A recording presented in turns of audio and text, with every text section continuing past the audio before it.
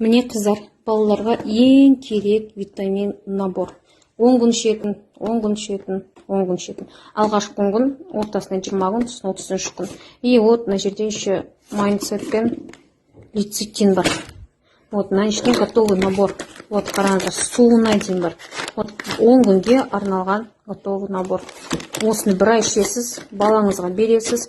Кім балаларында речь слабый? Менің кішкентай ұлымда, үлкен ұлымда кішкене речь слабый. Мен осы наборды алып жатырмын балаларыма. Алла қаласа мықты результат менен көресіздер.